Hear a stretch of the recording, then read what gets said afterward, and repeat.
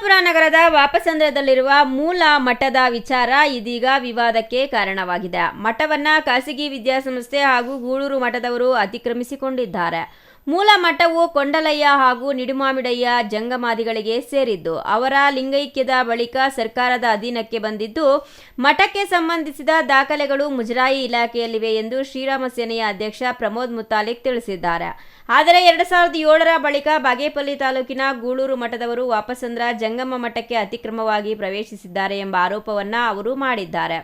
1965ಕ್ಕೂ ಮುನ್ನ ಕಂಪ್ಯೂಟರ್ ದಾಖಲೆಗಳಿರಲಿಲ್ಲ, ಕೈಬರಹದ ದಾಖಲೆಗಳೇ ಇದ್ದವು. ಇದೇ ದಾಖಲೆಗಳನ್ನು ತಿದ್ದಿ ನಕಲಿ ದಾಖಲೆಗಳನ್ನು ಸೃಷ್ಟಿಸಲಾಗಿದೆ ಎಂಬ ಗಂಭೀರ ಆರೋಪ ಮಾಡಿದ್ದಾರೆ. ಮುಜರಾಯಿ ಇಲಾಖೆಗೆ ಸೇರಿದ ಮಠ ಅತಿಕ್ರಮಣವಾಗಲು ಅಧಿಕಾರಿಗಳ ನಿರ್ಲಕ್ಷ್ಯವೇ ಕಾರಣ ಎಂದು ಆರೋಪಿಸಿರುವ ಪ್ರಮೋದ್ ಮುತಾಲಿಕ್, ಈ ಬಗ್ಗೆ ತಹಸೀಲ್ದಾರ್ ಸೇರಿದಂತೆ ಸಂಬಂಧಪಟ್ಟ ಅಧಿಕಾರಿಗಳ ವಿರುದ್ಧ ತನಿಖೆ ನಡೆಸಬೇಕು ಎಂದು ಆಗ್ರಹಿಸಿದ್ದಾರೆ. ಸರ್ಕಾರದಿಂದ ತಸ್ದೀಕ್ ಪಡೆಯುತ್ತಿರುವ ಅರ್ಚಕರು ತಮ್ಮ ಜವಾಬ್ದಾರಿಯನ್ನ ನಿರ್ವಹಿಸದೆ ಮಠದ ಅತಿಕ್ರಮಣಕ್ಕೆ ಕಾರಣರಾಗಿದ್ದಾರೆ ಎಂದು ಆರೋಪಿಸಿ ಅವರ ವಿರುದ್ಧವೂ ಕಾನೂನು ಕ್ರಮ ಕೈಗೊಳ್ಳಬೇಕು ಎಂದು ಒತ್ತಾಯಿಸಿದ್ದಾರೆ.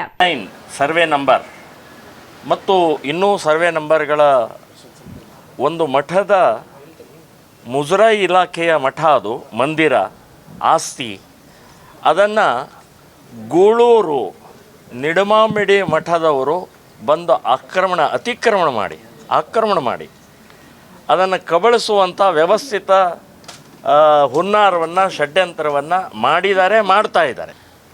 ಈಗಾಗಲೇ ದಾಖಲೆಗಳನ್ನು ಕೂಡ ವ್ಯವಸ್ಥಿತವಾಗಿ ತಿದ್ದಿದ್ದಾರೆ. ಅದರದ್ದು ಕೂಡ ನಮ್ಮ ಹತ್ರ ದಾಖಲೆಗಳಿದ್ದಾವೆ. ಮತ್ತು ಅಲ್ಲಿ ಇರುವಂಥ ಅರ್ಚಕ ತಸ್ತಿಕ ತಗೊಳ್ತಾನೆ. ಪ್ರತಿ ತಿಂಗಳು 6,000 ರೂಪಾಯಿ ಸರ್ಕಾರದಿಂದ ತಸ್ತಿಕ ಹೋಗುತ್ತೆ. ಸೊ ಅವನ ಕಣ್ಣೆದುರುಗಡೆಗೆ ಅವನ ಸಹಕಾರದಿಂದನೇ ದೇವಸ್ಥಾನವನ್ನು ಭಗ್ನ ಮಾಡಿದ್ದಾರೆ. ಸೊ ದೇವಸ್ಥಾನ ಭಗ್ನ ಮಾಡಿ ಮೂರ್ತಿಗಳನ್ನು ಒಡೆದು ಹಾಕಿ ಅಲ್ಲಿ ನಿಧಿ ಸಂಗ್ರಹ ಒಂದು ಮಾಡುವಂಥ ಪ್ರಯತ್ನವನ್ನು ಕೂಡ ಮಾಡಿದ್ದಾರೆ. ನಾನು ಹೇಳೋದು, ದೇವಸ್ಥಾನದ ಭಗ್ನ ಮಾಡಿದಂಥ ಆ ವ್ಯಕ್ತಿಗಳನ್ನು, ಯಾರ್ಯಾರು ಇದ್ದರೂ ಆ ವ್ಯಕ್ತಿಗಳನ್ನು ಕೂಡಲೇ ಬಂಧಿಸಬೇಕು, ಅರೆಸ್ಟ್ ಮಾಡಬೇಕು. ದೇವಸ್ಥಾನಗಳನ್ನು ಮುಟ್ಟುವಂಥ ಧೈರ್ಯ ಹೇಗೆ ಬಂತು ಇವರಿಗೆ?